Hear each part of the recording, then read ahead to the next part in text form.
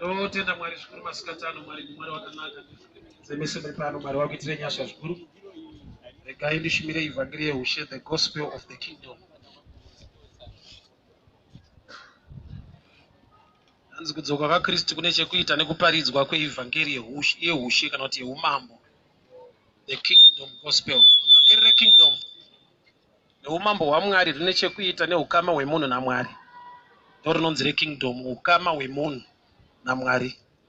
Dzimwe nyaya dzingataurwa hadzo, but the kingdom gospel is all about the relationship of man and God. Jesu achiuya panyika akasvika machechi ariko, but paakauya akatanga kuparidza machechi imomo achiti tendeukai. Zvoreva kuti munhu unogona kusaponeswa achipinda chechi kusvika apindwa naKristu. So the gospel is about Christ in you, upenyu hwako naKristu. Matthew chapter 4 from verse 1. Then Jesus was led by the Spirit into the wilderness to be tempted by the devil. After fasting for 40 days, 40 nights, he was hungry. The tempter came to him and said, "If you are the Son of God, tell these stones to become bread." Jesus answered, "It is written, man shall not live on bread alone, but on every word that comes from the mouth of God." Father, we thank you for your word. Speak to us, instruct us, correct us, empower us for the glory of your name. In Jesus' mighty name I pray. Amen. Over mama temptations zichaverenga as we go. But kantange kubata the first temptation of the devil.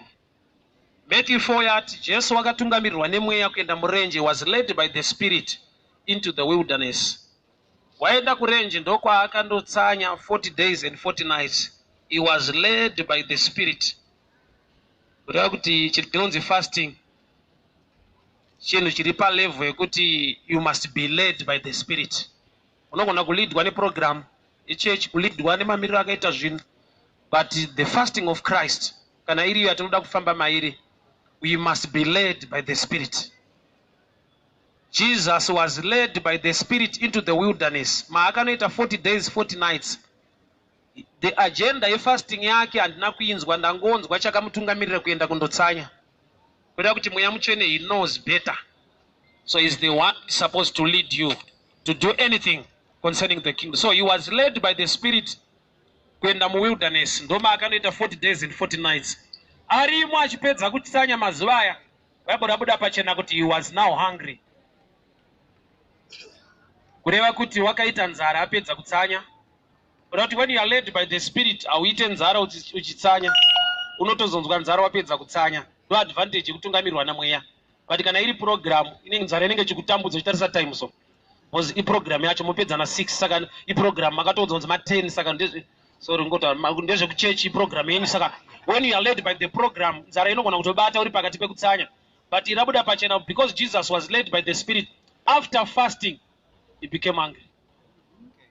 But mweya mutsvene ane guidelines, ane mafambiro anoita newe kana uchiita chinhu chinonzi fasting. So you must be led by the Spirit. Handisi kuti buda kuprogram yakarongwa kuchechi kwenyu, rungotiwo iri rungotiwo, zvinoda mweya mutsvene achikubatsira. Nokuti sometimes chauri kuita chinhu chiri spiritual. So the tempter anogona kuuya during the program. Saka uchiona apa kuti Jesu paakatungamirwa namweya mutsvene, Satani akatozouya Jesu apedza kutsanya 40 days 40 nights. But iwe kana usingatungamirirwe nemweya uri mukutsanya imomo anouya. Satani wakainga Jesu after 40 days 40 nights of fasting. Why? Because he was led by the Spirit kuita fasting. Iwe ukasatungamirirwa nemweya, ukatungamirirwa neprogram, auye wapedza anouya uri pakati. Kureva kuti unopedzera wakuita zvinhu zviri anti Christ uri muprogram yefasting. Haisi subject yefasting zvayo. I'm going to go back to the first statement.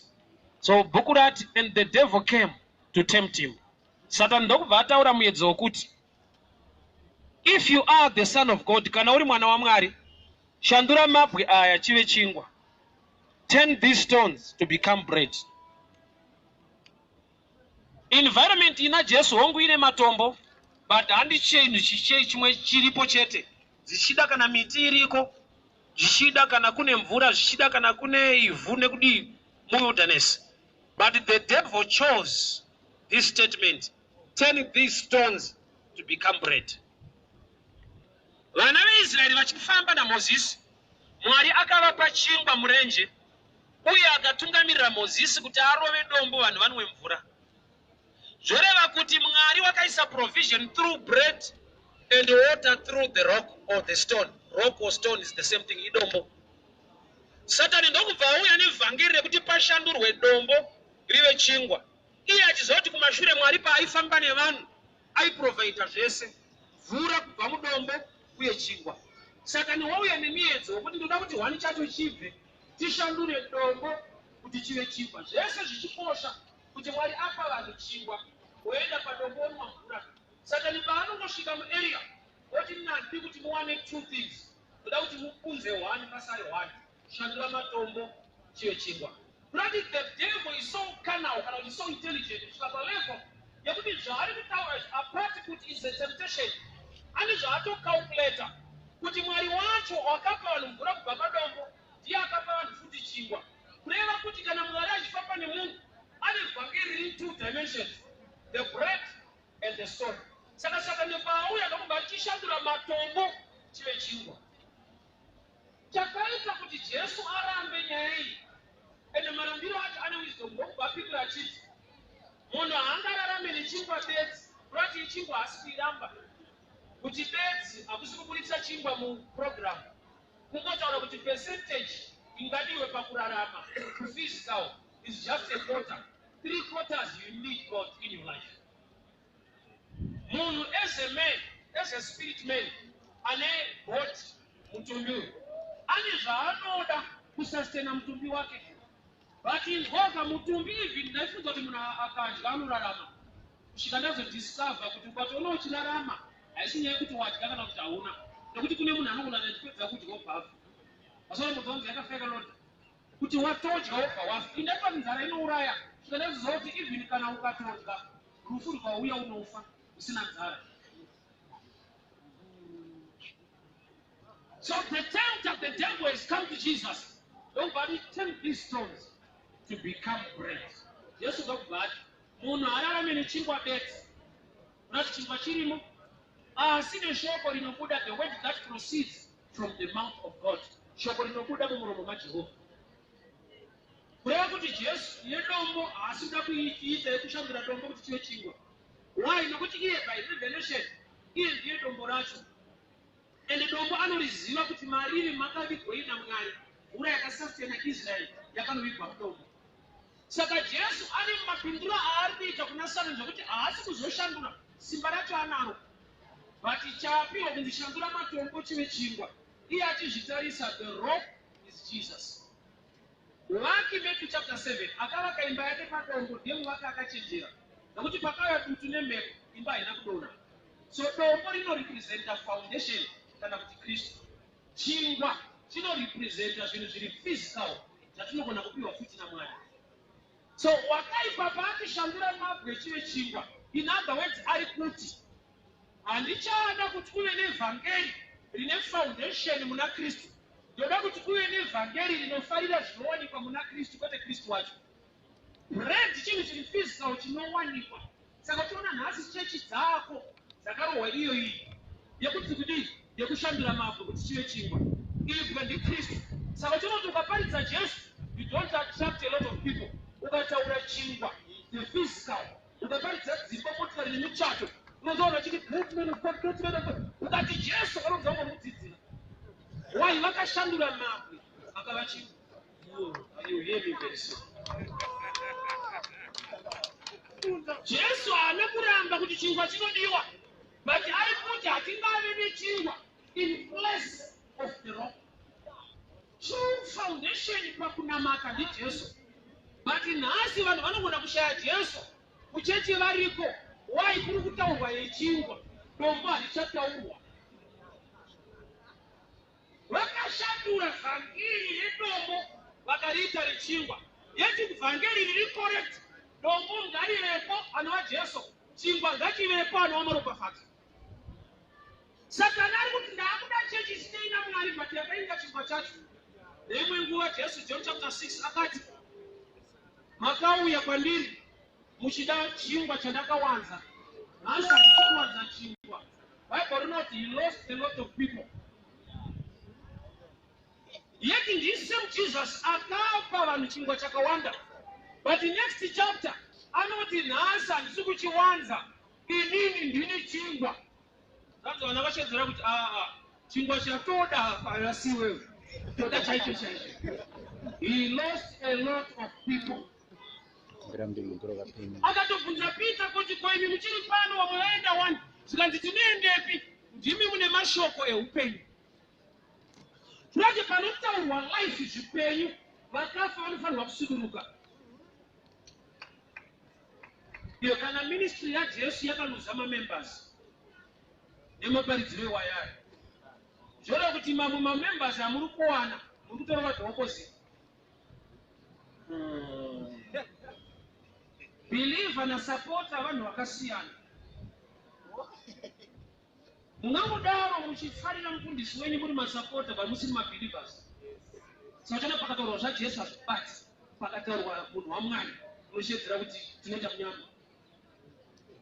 Saka matanga kutaura nalo touch not. Pakati paJesu hauna kunzwa kana mushana. Satani paari kutishandura mabwe chive chingwa. Ari kuda kuataka mabwe. Asi kuda kuaona ada kuona chingwa. And Jesu wacho ane nzara zvokuti Jesu asina kucalculate by revelation aiti ndo breakthrough. Na ane nzara ava kuparidza eating bread.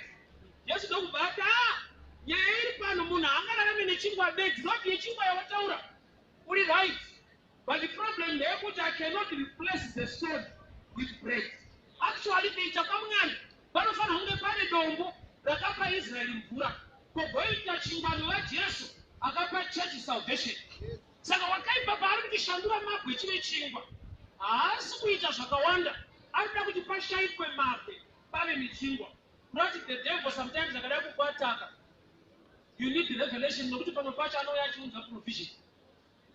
And the provision ichiataka the new source. Vanhu pavakadzingwa mugadheni vanga vaparidzirwa vhangeri rekudya. Mwari avati muti uyu usadyiwe. Pastor Snake vakauya vakati rovai ida kudzvanyirirwa so. Kureva kuti Satani pasaziva musha anopa ende anosunungura. But paari kutokusunungura ari kutokusungirira. Imagine Mwari anoudza vanhu kuti dyai miti yese siyai. Pastor Snake wauya woti nda kudzvanyirirwa so. Kiriyai miti yese handenyu.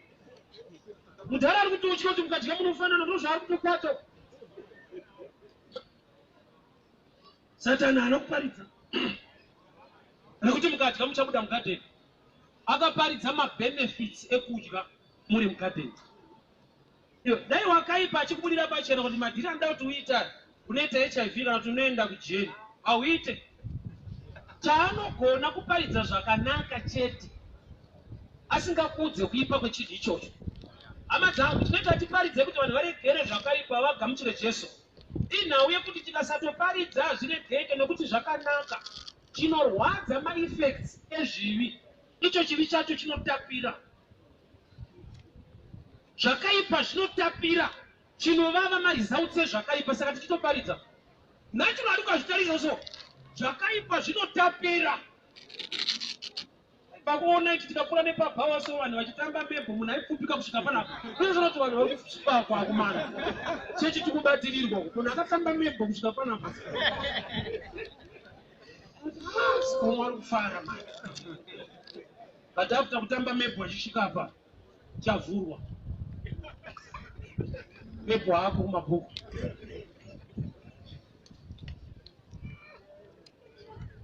Hear me very well. Plan your devil, but to turn these stones to become bread. He wants to attack the revelation of the stone. Now, what is church? You can buy a foundation in Christ. It can still get bread. Can una provider? I wish I provision. But I put in the paper foundation in Christ. Muti kana magara mu church. Mutaure zvechingwa beds. Saka Jesu ati aiwa kunamata handi nyaya yezvinhu zviri physical beds. Kureva kuti zviri physical zvirimo ende zvinodiwa. but haisiyo reason yekuti vanhu vauye kuchechi. Vanhu vanofanira kuuya kuchechi nekuti Mwari akanaka uye vanoda Mwari. Zvekuti vanozoda masofa promotion kuroorwa nekudi ndo chingwa bedzi ende chiripo. Saka vakaipa pati shandura mabwe chive chingwa. Ari kuti handidi vhangeri rinotaura the rock kana kuti foundation inonzi Jesu. Ndoda kuti vanhu vangoudzwa the blessings of God. Let's talk about bread. Ndikabata mic so ndikati I see your house. I see your car coming. Unozonzwa kuti baba vari kuparidza but ndiri kurova the bread part of the gospel. Sometimes you need the rock part of the gospel. You must have Jesus in you. Why in Africa, when you minister, maybe an evangelist, you don't get respect from people because you only talk about the stone, yet people are hungry for bread. But the hunger of Jesus was not only for bread. That's why I can defend that turning stones into bread.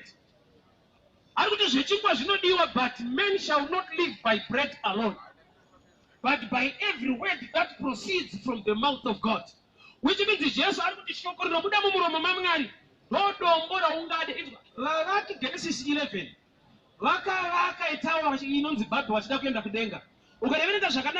They rejected the stone and they used the bricks. God came down and disturbed them and changed their language. Why? They have rejected the plan of God. That is the stone, that is Jesus. Chaipa ndechekuti vada kuenda kudenga vasina pfungwa yemuridzi wedenga. Muridzi wedenga haugone kupinda denga rake usina mwanakomana wake Jesu anova iye dombo. Saka pavaivakataura yeBhayibheri pavakangosiya dombo vakashandisa zvidhina, they are using their own human ideas and rejecting the plan of God. Church nhasi nekuda kwevhangeri rakashandura mabwe kuva chingwa, kwechingwa kwakazara. Ende ukataura zvemabwe ikoko unotenga uri kufundira kuparidza. Taura Jesu, munhu akabroka. Munada kudzwa imba yake basa rake, munhu akabroka kashoma kutaura zvedombo. Baba nenzara vhangeri raangati ndo vhangeri nderechingwa. Saka ukanzwa ndakutaura kuti shandura mabwe chive chingwa, Satani ane zvaari kutsvaga. Ari kuti ndakuda mhando yemutende asina kutsika padombo rinonzi Jesu, akagarira chingwa chichaitwa naJesu. Saka John chapter 6, Jesu ati mauya nokuti ndakawanza chingwa. Nhasi hakuna miracle, kune the truth, the word that proceeds from the mouth of God. I am the bread of life, and you lost a lot of people.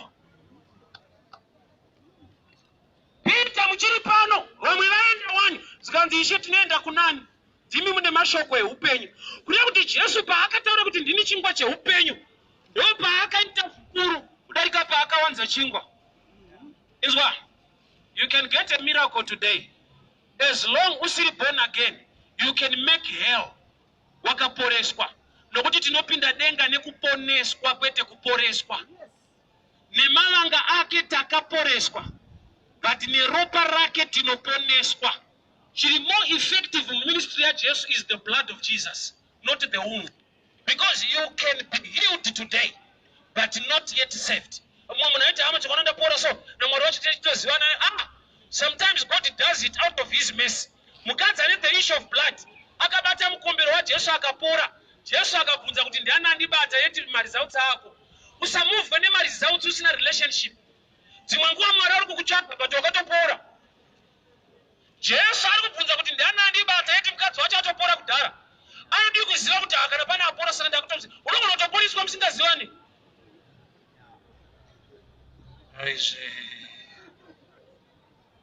Noti chibaga chinogova mumaruzevha munozikanwa here kwa president.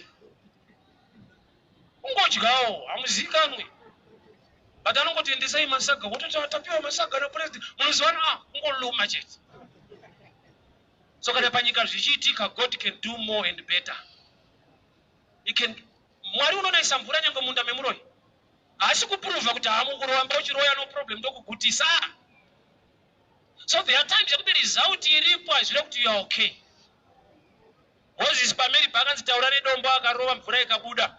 Formula iri wrong, answer iri correct. Ini kuchikora ndakaudzwa kunzi kana formula iri wrong, answer inoita wrong. Spiritually, sometimes by God's mercy, you can still get it uri wrong side. Saka chiona zvako zvinofamba usinganamati. Zoti pandikuparidza kuti namata ukusha reason yekunamata, uri kutoita usinganamati. But ukaona zvichifamba, usina mwari wacho itya. Nokuti sometimes the devil anogona kutendera vaIjipita kupinda mumiracle yaMoses kutofambawo pakati pemvura. So problem ndeyekuti hamuzivi kuti panovharwa nguvai. Pamwe pacho Satani akada kutokuuraya anokutendera kuwana basa zvinhu zvakaoma kudai so, achida kuti unosungwa kubasa wakashoka mari kudhara obva waenda kujeri unofira ikoko. The devil akaziva kuti izvi zvinokuuraya haakunyime, nokuti iye basa rake kuparadza, kuba nekuuraya. Akaziva kuti ndogona kutokuurayira mumota unoiwana. That's why the more you are blessed, the more you must seek God. The more you ukaona zvafamba usina mwari itya. Munhu hararami nechingwa bedzi sine shoko rinobuda mumuromo maJehovha. Ora chingwa chiripo, but life kuti ive complete, you need the word of God. Saka Jesu pana John chapter 6 pakati, I am the bread of life that came from heaven. But vanga vachida the real bread, vakati bye bye. Tiri kuda the miracle part of the story, not the revelation of having you as our bread. Saka Satani paari kutishandura mabwe achive chingwa, ari kuti handidi church inogarira foundation, nokuti muvaki akachenjera akavaka imba padombo, dombo ndi Jesu. Saka Satani ari kuti handidi church inotaura zvaJesu stereki, ndoda inotaura zvechingwa, vanhu vane nzara, vanhu vari employed, vanhu vari kushaya zvekuita muupenyu. Ndoda mufundisi anongodeclare kuti I see your job coming. Hakuna achataura dombo. Why? Nokuti when you are hungry, vhangeri rinotokuattracta ifood. Yet the real food you are missing is the word of God. Nhamo yemunhu izvezvi anofungidzira kuti inhamo iko kusaziva kuti nhamo yauinayo ndei, ndo imwe nhamo hombe yacho. Nokuti yautofungidzira kuti ndo nhamo yauinayo haisiriyo. Asatomboona kuti nemunhu asina musoro pabasa anoitawo strike. Yeti kwaifanira kutanga kuitira strike kushaya musoro iko. Nokuti even ikawedzerwa zvichinje, why haana musoro wacho. But pakustrike kuti mari ishoma anotoridza ngoma ari kumberi. Yeti zhinji yacho ikauya inoitwa shoma nepayasvikira. Iwe usatombodya mari zvekuti unoona wega wega kuti ndaisa imwe kupi.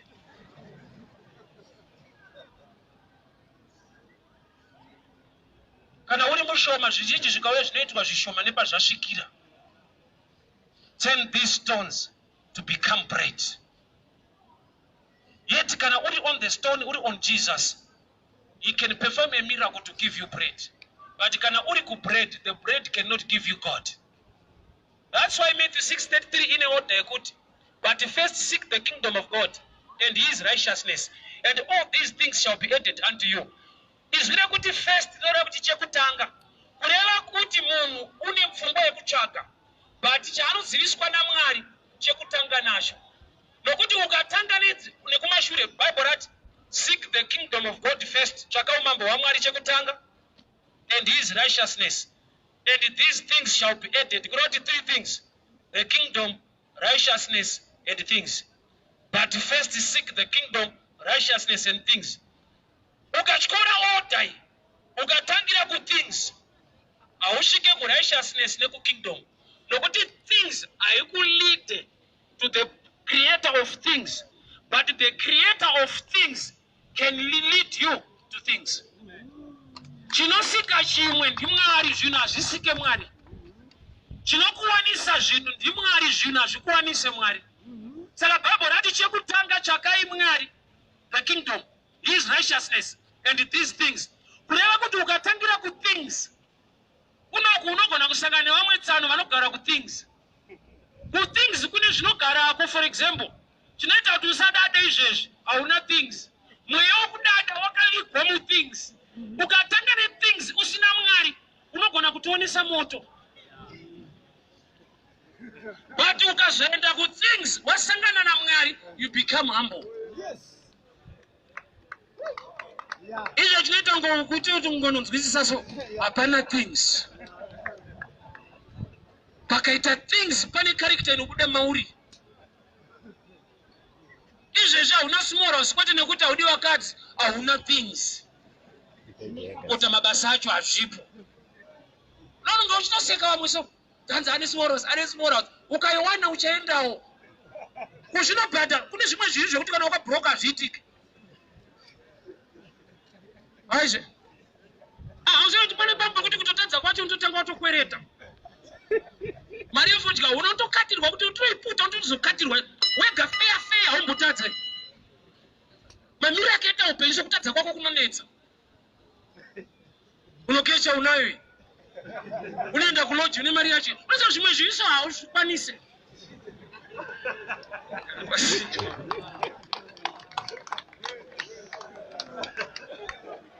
Why zvakawanda ku things. Saka iye ati first seek the kingdom, righteousness, wozouya ku things. Ukangopindurudza order iyoyo, ukangotangira ku things kune humwe umwari huriko. The devil is the god of the world. World means system of things. But ukatanga na mwari the creator, inzwa kana Satan ari chimwari chenyika. Azvina kuti akasika nyika. Zvinongoreva kuti he controls the systems of the world. He has not created anything, but he controls the system. Satan kuti is the god of this world, azvina kuti akasika nyika. Zvinoreva kuti akamanipulata masystems anopareta munyika. Saka uchiona masystems emunyika kana usina mwari, they are not favorable to you. These are the systems of the world.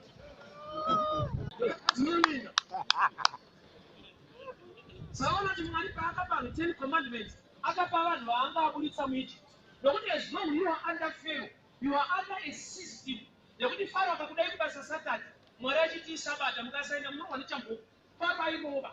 Saka mwari anozva kuti yeSatani inotoda vanhu vakabuda kwaPharaoh. As long muri kwaPharaoh, zvinodiwa naPharaoh munofanirwa kuita. Saka mwari hatange nemalaws, anotanga nekuabuditsa musystem inogona kupoluta malaws avanofanirwa kuita. Saka zvaka zvakanakira vanhu, mwari akavati usaba vari murenje. Nokuti even kana vakada hakuna chinhu. Aizve. Iyo murenje vanhu pavakanzi usaba, even ukatoda kuba unobira vanhu musango imo. Hapana kana vanhu unoshavira kuti ndotokuri matombo emurenje. Kuona kuti asho murayiro tinogona because zvinotigonesa zvirimo.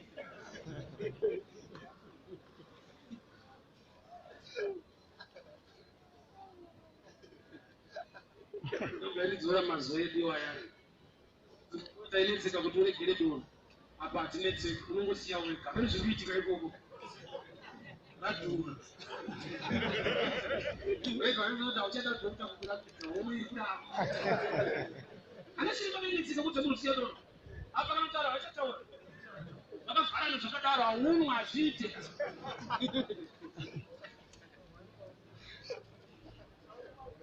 Chitubu chemvura pachakapwa. 1 Kings 18. Muranda waMwari Elisha ndopakanzienda kuZarepati kune chirikadzi iriko.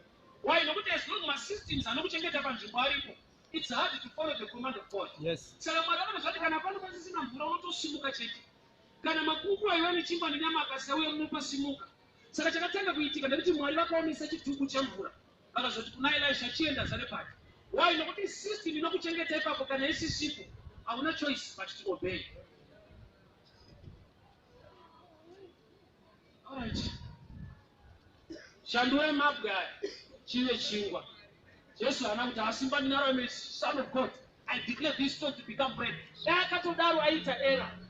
He had the power to do so. But dai akadaro aita error. The devil is not after a miracle. He knows that Jesus is the Son of God. He knows that Jesus has the power to do it. But the reason to do it, where I'm gonna Jesus, but the power in it. Do you know? But you know the wisdom, the knowledge, the knowledge is zero. Wisdom is the right application of knowledge. Reason you put it, yes, I shall get my chingwa. Oh, yeah, what the power? He carries the power. But now you are in control. Is when you have the power to say no, but you don't punish. Just like apana need to prove a point to the devil. Why nobody just like Baba did for Najwani, then got Africa. What you got to do, and I'm going to do this. So the Bible, if you are the Son of God, I will test out with the Pakato when you have walked about going to Daranukuta. ende uri mwana wake. Kureva kuti Satani ndo maweapons aanoshandisa. He tests his knowledge at first usati wadona. Ada kutanga kuziva kuti iwe Mwari anoti kudii pamusoro pelife yako. Akati ndiye mwanakomana wangu andinodisa ndiMwari Jesu ndibhabhatidzwa naJohani. Satani paanouya anoti kana uri mwana waMwari. Kurati number one weapon inotestwa naDevil kuda kutsvaga kuti unoziva here kuti Mwari anofungei pamusoro pako. Nokuti izvezvi hauna chaunoziva kuti Mwari ane mufungo wakanaka pamusoro paupenyu hwako. So when the devil wants to fight you, akaona knowledge iyo kuti ahimo, the next step you are down. If you are the son of God, uchekwa identity. Kuti unomboziva here kuti erani, kuti wachitipana utomboziva kuti uri ani in Christ. Unomboziva kuti uri mwana wesangano unopinda pakati. Kuti uri ani muna Mwari, Mwari vanoti kudii pamusoro pelife yako, hauna chaunoziva. Unomboziva kuti ndopinda yakati. That knowledge inoita kuti uve vulnerable. The devil doesn't want good access into your life when you don't know your identity in Christ. Munhu asingazivi kuti ndiani muna Mwari akavhura dhoo rekuti Satani aite mess up in his life. If you are the son of God, Jesu adi kuti ndinori mwana waMwari ndoziva, akaziva iyi haisi nyaya. This much I know I'm the son of God. Iri kuda kutangwa panapa ndeyekuti mabwe achire chingwa. Satani haafanire kuti Jesu agute. Remember, Jesus was hungry and the devil auya nemessage ye-eating. Haisi yese message iri positive iri kubva kuna Mwari. Haisi yese message iri kuita in line neneed yako yabva kuna Mwari. Jesus was hungry and the devil is preaching about eating. That's the wedding season. Aiwapo tsere Satana. Munhu ane nzara ukaparidza chikafu ndounoti kuona ndo prophetic. Ndoinoti nemo kuti nzara yakakukiya paya pasa kuparidza eating. Unozoti uyu munhu waMwari. So the devil can bring the right message to you, but not the right message for you. So the devil will bring a right message to you, but not the right message for you. Anogona kunza shoko raunonzwa kuti iri rinopindira nenyaya yangu, but isiri yako. Ari kutaura eating kumunhu ane nzara. Yeti Jesu wati adi kuti thank you. Uye nipfungwa itenotanda ndopedza fasting yangu ndidye. Devil was fighting the revelation to the church. Kuti ndaakuda church isinei nedombo. Dombo rinongoreva Kristu kana kuti foundation. Matthew 7, akavaka padombo. Jesus is the rock of ages. Kuda kuti dombo rinoreva foundation. Satani ari kuti handidi church ine foundation muna Kristu. Ndoda church inongoendera chingwa. Yakachinja foundation. Ikatora roofing. Oya yakuti foundation. Nokuti zvanyango takamata Mwari foundation yedu ndi Jesu. Tine zvatinowana tine kuropafadzwa kurimo. But the blessing must be something else. Chiri different from your foundation and relationship. Relationship yako, not the real thing pakunamata. The blessing part of the story. Haisi nyaya ombe. Nyaya ombe ndeyekuti una Mwari wacho here the blessing. Nokuti there are times yekuti you now carry the blessing, but you no longer have a relationship with the blesser. Ukona ringi handinayo mchape. Ndonogona kusara nayo. Urudo pasisina. Izvoreva kuti takaroorana. Hazvireva kuti todanana. Ushona ruminzwe. Ringi inongoreva kuti ndakaroora. Kuti todanana imwe nyaya. Unotoye muradzi yangu wanenya kuti tiri kupindirana. Iyo nega ndo vanotoziva kuti ungapfeka maringi tiri pamawani. Izvi zvinoita kuti uremekedzwe pane vamwe. Vati wamba mako ndozoti muno mune mahwani hamusi kuremekedzana vanhu muno. Kuzokwadzimai vano kuti zvenyu mai mukaroorwa. Mumba mavo yotozoti ndiri pamahwani hapana nezvembakano. But vanhu vakaona the bread part of the marriage is the ring. But the stone part of the marriage is the relationship in the house. Yes. Saka Satani paanokishandira matombo chino chingwa. Kwake kuinga matombo. Kusakuti ndipade kuda kupa Jesu chingwa. Ari kuziva kuti dombo zvinorevei. Ari kuti Jesu ndaakuda mutendi asinei nefoundation muna Kristu. Akangogarira chingwa chekuluma chete. Saka Jesu anakutaiwa chingwa chinabasa nacho ataiwa. Munhu araramire chingwa bedzi. Like the corrupt gospel are even get the blessing. You know when the blessing wants to take over the relationship. Yes. Vanhu vakaburitswa muEgypt. Pavakagadzirirwa chimuru chavakanamata naAroni. Vakapa Aroni ma-earrings, ma-wrist avanga vanawo, ma-bracelets. Izvozvo vakapiwa naMwari vawanirwa nyasha muEgypt. Vakapiwa silver and gold nema-earring. Granted, they were blessed by God. Vakawanirwa favor in the sight of the Egyptians, and they were blessed with these things. But vamurenje, the blessing became their God. But they turned the stone into bread. Ropafadzo ngaimirise ropafadzo. Mwari amwirisa Mwari anoropafadza uye anonamata. But mumazuva edu manje kuti hakusisina dombo echingwa. Ukada kuva nechechi rokasika kuzara vanhu, shandura mabwe chive chingwa. Siya zvaJesu munova dombo.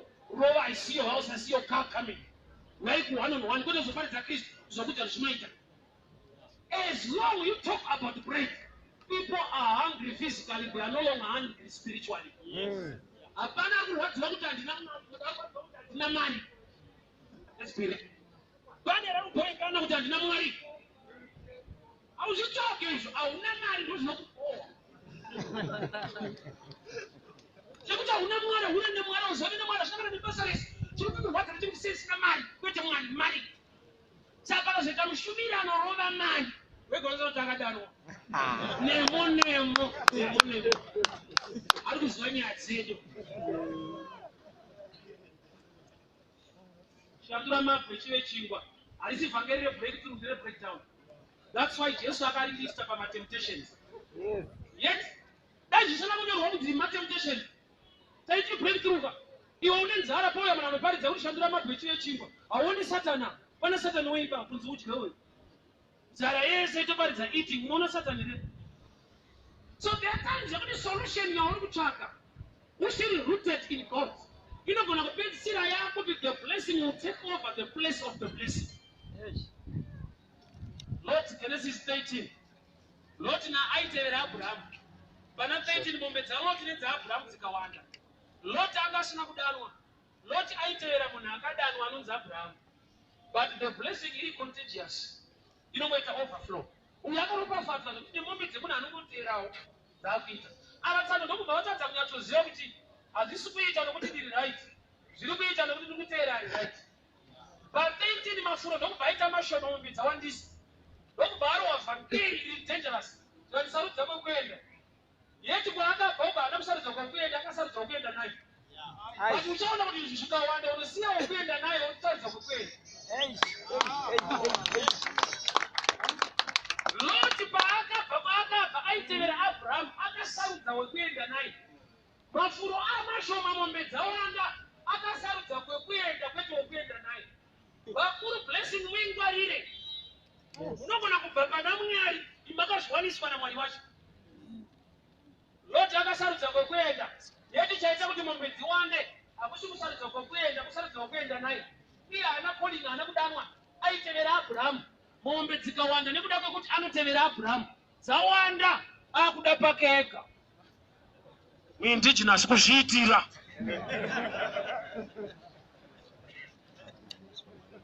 Apiwa opportunity dzandobva asarudza towards Sodom. Vakune mafuro akasvibira. He is now following the pasture. He is not following God. Ari kutevera mafuro. Haasi kutevera Mwari akawanza mombe. Lot achingobva pana Abraham. Mwari ndokubva vati kuna Abraham, chero kwawatarisa ukada ndakupa. Bible robva vati Abraham akatarisa kueast, west, south and north. Mwari vakati kwese tora nekuenda Lot kwacho.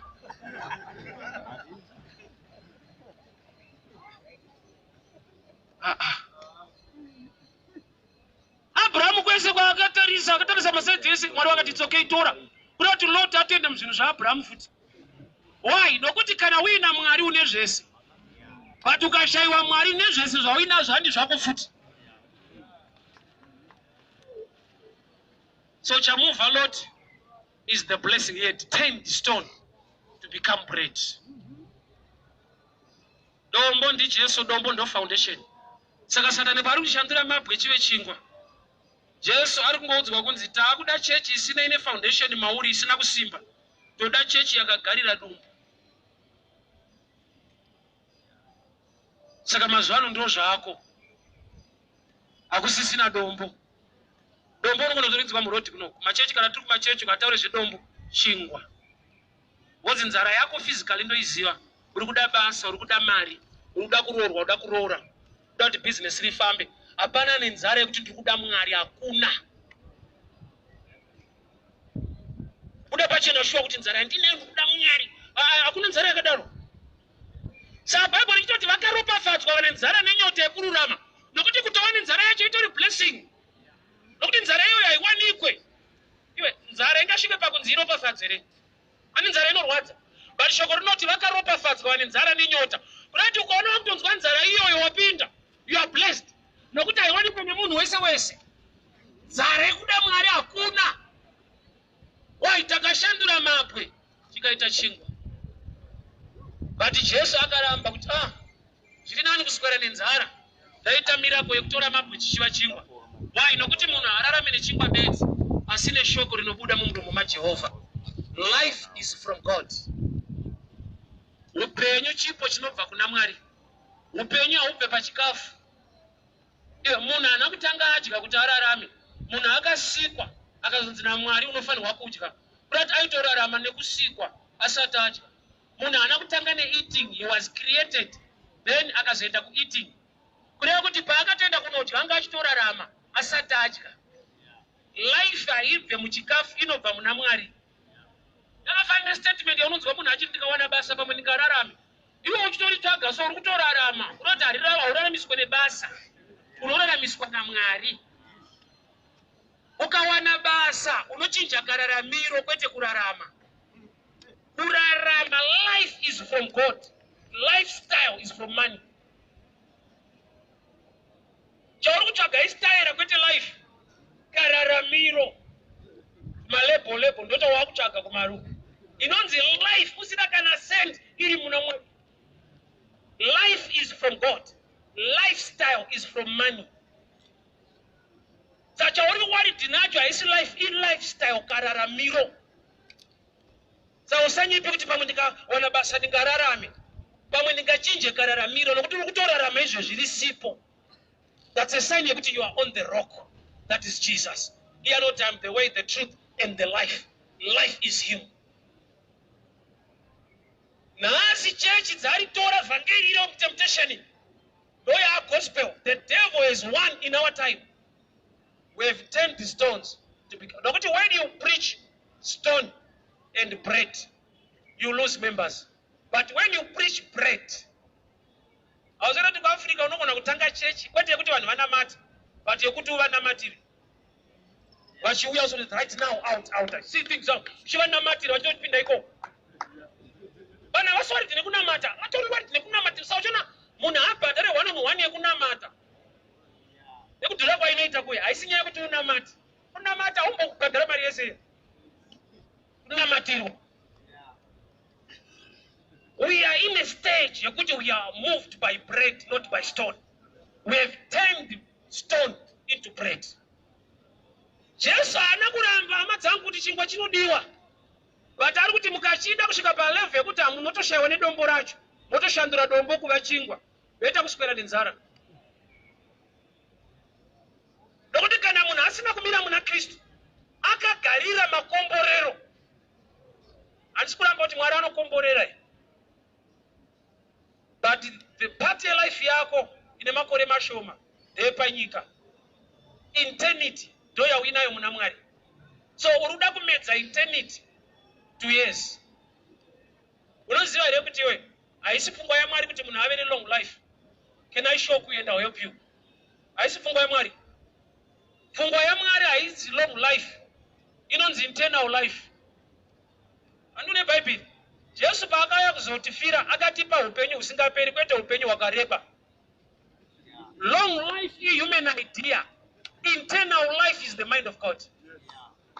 Kungoti unopesa isakana chirenga uzoti dzidopfungwa dzaMwari dzopfungwa dzevanhu. Bible rine nyaya tu. nyaya dzakaitwa nevanhu nezvaifungwa nevanhu nezvinodiwa naMwari. You need to divide the word. Umu mune zvakatoitwawo nevanhu. David akauraya Uriya akatora mukadzi. Handizvo zvaidiwa naMwari, but zvirimo. Chinoita kuti usazviite hazvidiwe, but zvirimo. Zvakaitwa nemunhu, Mwari haana kurayira munhu mukadzi wake. Saka iri kana uchiverenga, you must divide the word. Mune zvaitwa nezvaitaura vanhu, kwete zvaitaura Mwari. Mwari paakataura achiudza Mose, abvunzwa naMose kuti munonzani, ndondatumwa nani? Mwari akati zita rangu ndinonzi the I am that I am, ndichawa. Iye kuzonzi Jehovha Jireh asiri akadaro. Munhu akadaro akatapirirwa nekupihwa. Let us separate the mind of men and the mind of God. Kuti Jehovha Jireh kutolimita Mwari. Nokuti haasi Mwari anopa beti. Anoita zvakawanda. Kureva kuti munhu anakirwa nechikamu chaitwa naMwari, aipa Mwari zita maringe zvaaitirwa. Yeti anogona kuita zvinodarika izvozvo. Umu pane paitaurwa nevanhu vachipa Mwari mazita. Pogoita Mwari paakataura kuti ndonzani kuna Moses. Akati hazviite kuti ndinzi Jehovha ningi. To complete everything. Ndichava wandichava. Kana wabroka ndine mari yako, kana warwara ndine utano hwako. Ndozita raanoqualifya. Rinonzi zvese. Ndosaka iye akabuda pachero ndoranguwe. Amenera muchazondipa ikoko anenge amanikine mubate original chaiyo. The I am that I am. Jehovha Jireh kunakirwa kwako pagomo waona kwai. But original pasina kwai rawaona. I'm everything. The I am that I am. So that's how you can divide the word of God. Ndizva kuti apa vanhu vaitaura apa ndiAbraham, apa ndiIsaac. Mwari vaizoda izvi. Semazita atinokopa ari muBhaibheri tichipa vana pazvinenge zvakaoma kupari kuti Judas. Nonzana pangatengeswe munhu apo wega unotosuspect ane mweya wawo mazita. Vamwe ndana Matthew wa mwana John madisciples esi panoti Judas pari kunetsa. Ngatoti Juda kusikiza kuti Judas unoona mwana anokwadza vanhu. Why wakagona kuseparate? You divide the word. If you are the Son of God, turn these stones to become bread. Akaramba. He had the power, but the reason was not valid. He had what it takes. Even ari pamuchinjikwa, pakanzi kana uri mwana waMwari une power zveshuwa chita miracles, tidzikise nemwe mbavha, nesuwo tiburutse newe ibva pawo zvidzikise. Kana munhu aine power rekumuka kubva kune vakafa, ane the same power rekubva pamuchinjikwa achiri mupenyu. Kana Jesu aine power yekumuka kubva kune vakafa, anga ane the same power yekubva pacross. But kubva pacross akaramba. Why?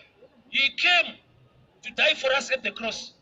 Akabva ipapo approve a point kuti ndine power, but aluza the real reason why he came. He had the power yekubva pacross, but the reason yekusiya the cross haisi valid. Shandura mabwe chive chingwa aigona kuzviita akaramba. Hapana need to prove a point ndi mwana waMwari ndowasandura ndoje. Akangoita izvozvo anga anyura nokuti muyedzo haisi breakthrough, temptation. Satan anenge acalculate kuti ndoda church isina revelation about kingdom, about the relationship. Ndikuda vanhu vakagarira chingwa. Jesu ndobva ati chingwa hatirambe mukaya kuchechi chiriko, asi munhu hararame nechingwa bedzi, asi neshoko rinobva mumuromo waJehovha. Vakuru mukava nechingwa bedzi, mungova nebasa bedzi, musina Mwari. Bhabho rangu rinoti varindi veguta vakarinda Jehovha pasina, hazvibudi. Muvaki akavaka guta asina Jehovha, anovakira mahari hazvibudi. Kureva kuti zviri kunzi in whatever you do, in the bread matters you do, the word of God must be the right thing you want. Anozati marriage yakatongwa naMwari yakabatanidza vanhu. Eve asati aonana naAdamu akatanga aonana naMwari. Bhaibheri rinoti Mwari vasika Eve vakamuendesa pana Adamu. Takatanga kuonekwa naEve rudo, God is love. Adamu asati amboonawo Eve akatanga aonana naMwari. Saka chona relationship yavo kana kanzi vanyudzana mugarden havasiyane. background ravo ravainaro is all because of God. Hear me very well. Iri vhangeri remabwe tichiva chingwe ndora ako ende ndora toda utesere kuti nzara yacho tinayo. But make sure kuti unoziva kuti kana une the spiritual hunger you are blessed. And whenever you are blessed, you cannot haugone kuresistwa kuti uwane whatever you want in the physical. Nokuti as long as you are blessed spiritually, you carry the keys of the kingdom. Nzara yatinayo bhururu mazuva ano ndei. Nokuti nzara yatinayo iri mu physical realm. Yet life is spiritual. Prodigal son, paakafunga kuna baba vake, ari nyika iri kure, akadzoka. Remember, angari baba asaitofudza nguruve. But akaona kuti to be employed away from my father hazvina advantage. Ndikuruza relationship or don't have a profession. Ikoko aitosheva munhu anomubatsira. Yet ane vanhu vaakadya nawo mari handizoti ikoko ndoko akadyira ikoko. But yapera ndipo akanoti ndansina shamwari vanhu vaitamba nemari yangu. Osa vanhu vanotamba nemari yako ukavaziva ka unongwara. Kune vanhu vasingatambe newe. Unotamba nezviri pauri. Zvikaserera unoona vachidzokera. Akaenda nyika iri kuita shamwari hakunetse, kushaya shamwari 2 minutes. Akatozva kuti chavaida hapasisina ndizvozvo. Ariko kumari yakapera ndokubva aziva kuti as long as usina mari hawakaone, but mudhara wangu anogona kundiona ndisina mari. Let me go back to my father. Chinhu chaakadiscover was the spiritual hunger. He was away from the father. And achisvika pana baba, mombe yakabayiwa. Kureva kuti kana uri kure nababa, uri kure nemombe dzako.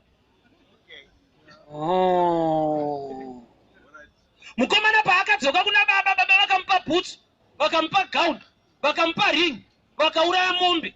Kureva kuti paanga ari kure nababa, anga ari kure nemombe. And I love this text. Bible not papa ari kuna baba wake. Just excuse me. Akati baba ndipe zvinhu zvangu ndokubva apiwa. Akatakura zvinhu zvake zvaakapiwa nababa. Zvinoreva kuti haana kupiwa zvese. Akapiwa zvaaikwanisa kutakura. Zvinotaridza kuti haana kutakura zvese. Paakadzoka pakaurayiwa mombe, saine kuti mombe haikwane mubhegi. Saka ukakumbira wega unozvilimita. Ngavakupe ivo. Nokuti unopiwa mari ngebhegi rako.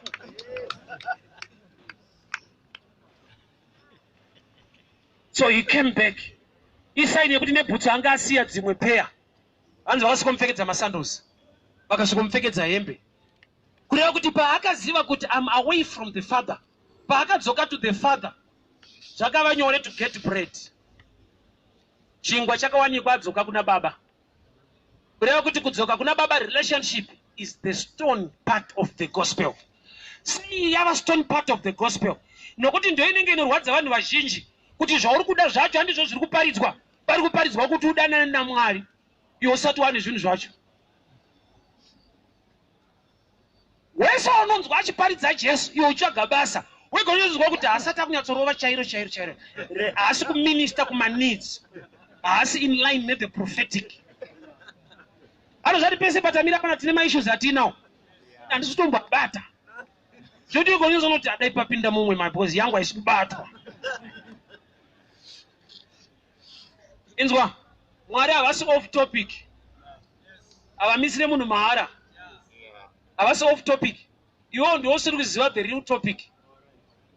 Luke 17:11. Vaiva nemaperembudzi. Vakati mwanakomana waDhavhidhi inzwi reyongoni. Jesu haana kuti receive your healing. Akati endai munozviratidza kuvapristi. Kuti anga hanzwe. Vanhu havasi kuda kutumwa, vada kuporeswa ishe. But Bible rinoti pavakapinda munzira vachienda vakapora. Kureva kuti kumwe kupora kwacho haukuwane kana wanzi you are healed. Unokuwana kana wateerera zvaari kutaura. Kureva kuti basa kupora kwevanhu ava hakuna kuwanikwa mustatement yekuti you are healed. Pakapera wine pakana. Jesu haana kuti vanhu tsvagai mizambiringa ava magrapes. Akati tutai mvura. Chakapera haisi water, wine. Vanhu vakatutei water. Mukuru wemutambo akati ndanwei. Kureva kuti pamwe pacho haatauri zvauri kutsvaga. Nokuti zvauri kutsvaga zviri mune zvaachataura.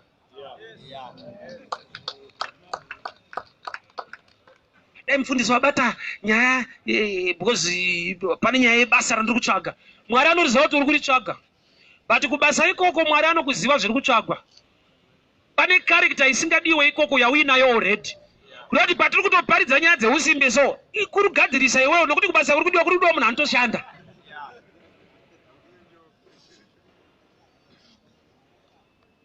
Mumwe ari kuti dai pabatwa marriage yangu pandiringotaura nyaya yemakuhwa apa ndoari kutokushaisa imba yacho. Kuda kuti imba yako yakayigwa mumakuhwa imomo. Tikangoabvisa unosangana iwe mukadzi akarasa coin paakatsvaira mumba ndopaakawana coin. Kureva kuti dzimwe nguva haufanirwi kungotsvaga coin kana warasa coin ingotsvaira mumba. Yes. Nokuti rinogona kunge rakavigwa nemarara emba mako. Mukadzi uchaziona chekuti handina kubirwa mari. Marara ndo aviga mari yangu. Ende hapana asina marara pano. Kubva kupulpiti kusvika mukati marara ega. Ende marara ako unowaziva wega uri kuprofitwa. Amwe marara ako arimo mu. Chiuno chako chine marara asikari chaviga mabasa nedzimwe motikari dzakavigwa mukati imomo. Pamundatopedza munhu mukuru ari kutonza kuti amwe marara ako ari pakutaura muromo wako utauri zvakanaka marara ega. Don't speak something positive or constructive. Mumwe maonero ako marara haugone kuona vanhu with respect. Mumwe akanamatwa naJesu akanzi kuona vanhu ngemiti. Dangerous person akatumwa mutsvaga huna ntema munhu ari kutomutuma iye. Because ndo chimwe chimuti.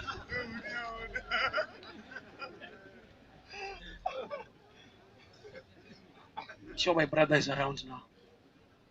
Turn these stones to become bread.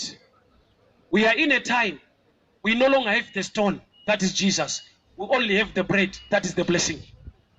In Africa, if you want to have a big ministry, talk about bread. Why? Nokuti kana iri the same gospel yakaita kuti Jesu aluze members. Ati makainga chingwa chandakawanza, but nhasi ndini chingwa cheupenyu. Vanhu vazhinji vakabva ipapo vakasara vashoma. Zvoreva kuti chinounza vanhu vazhinji ava kurova chingwa ichocho. The opposite is correct ka. Kana Jesu aparidza kuti ndini chingwa akaluza vanhu vanga vakambozara nezuro vainga chingwa chaakawanza. Zvoreva kuti ukatoda chechi yako izare kutodarika yaJesu rova chingwa chete. See your house, I see your car, I see your things turning around. When I see you repenting and following God, zvakadaro so I see your house. Sa unozoona gore rinopera. Moto dzakataurwa dai wane castles hadzibatike. Why? There is no foundation. The stone is removed. We have turned the stones into bread. Yet we need both. Bread ndo chavakadya murenje. The stone ndo yakavapa mvura vachifamba murenje. So the devil is after the stone, and the stone is the foundation. Matthew 7. Satan is not worried kuti chechi kuzare. As long as musina kugamuchira Jesu muchinakirwa kuti I see your house, he is not worried. Program yake is for him to meet you in hell. Zvekuti panyika driver mota, the devil is not moved. Driver uchiuya ikoko kumoto ikoko, no problem. Satan akatiza kuti une interest yezvino, una basa naMwari. Anova best friend yako, he can provide what Jesu pamatemptations are. Pane akatonzo kandi unamata ndokupa zvinhu zvese. The devil owns some stuff and is ready to give only those who can bow to him, not to God. Chino wani Satan chaanonzwa kuda kana ada kudhila neyo. Akangonzwa kuti unoda zvinhu zvekuti Mwari wacho haudi, anokupa. And akatodza Jesu ndokupa. And Jesu anakuita naro kuti wazvitora kupa ndo Satani zvinhu muchindo. Akabira Adamu kamuchinda zvinhu. If you bow down and worship me, I'll give you all this. Takata kuti Jesu asapfugamana mate Satan. By revelation, the devil does not own anything, but he controls all things on earth. He is the God of the world, not meaning that is the creator. He controls the systems of how things operate on earth. Satani arimo mu system emafambirwo ezvinhu. Saka achikudza ndokupa zvinhu kandinamata. Kwete nokuti akasika zvinhu. Aiwa ane waakabira and akupa vanhu kusaidi kwake. Ati wakanza asatomudza kuti kune level yeusatanist yekuti unobudirira nayo. Yasiyana neusatanist wekuAfrica ungonwa ropa usina kana sendi. Uko wandotanga watopiwa mabusiness. Satan Africa akaimaka kumana. Ungoro yana usina kana sendi. Uko katonzi satanist wapinda. ukaona mweya china kungoita rafu chirono chautoto pane mweya wokuita mari ari Satani. I'll leave that one. Tomorrow I'm here as well. Turn these stones to become bread. Haisi statement yekutamba nayo. Boy iri kurara mwana. Our church vafundisi we've turned the stones to become bread. Yet we need both. That's why Jesus said munhu arame nechingwa beds. Kuna chingwa chavataura chinodiwa. But by every word that proceeds from the mouth of God. Shoko rakabuda muna Mwari ndi Jesu is the word. And the word is the rock, the foundation ye kingdom. Saka Satani ari kuti handidi church iri pa foundation ya Jesu. Ndoda vanhu vanozara vachiudzwa chingwa chavo. Nzara iri physical ndoya tagarira kuchechi. The spiritual hunger is no longer there. Mari yese wabhadhira ku 1-on-1 yese kuti ndoda kuziva Mwari ndikume muna Mwari ndekuti zvinhu zvangu zviri kufamba sei, zvinhu zvangu basa rangu riri kufamba sei, marriage yangu iri kufamba, nzara yako iri physical. And ukasanganawo na pastor ari ku physical realm, you preach bread repressing the stone. But we need both. We can raise our hands. I need to pray. Father, we thank you for granting the revelation to us so that we can have our foundation on Jesus and the blessings will follow. Mwari anoropafadza muchena anonamatwa uye akatendeka. Grant us the mercy and the grace to be founded on the rock that is Jesus, and all these things shall be added to us. Tadzorera mbiri yese kwamuri muzita neropa raJesu. Amen. God bless you so much. Mwari wakuitire nyasha. This sermon is also on Facebook Live. Maybe you need to replay it. We are live on Facebook. We are also on YouTube. You can Google my name on YouTube. Sermon yato. So God bless you so much. We meet again tomorrow. It's also good to bless the Lord. Aupe kubatsira pastor. Unopano kuti uri kubatsirika. Vanoda kundibatsira imbomirai. Ndiri kuda vanhu vari kubatsirika. Chete. I'm not a beggar, I'm a minister of the word.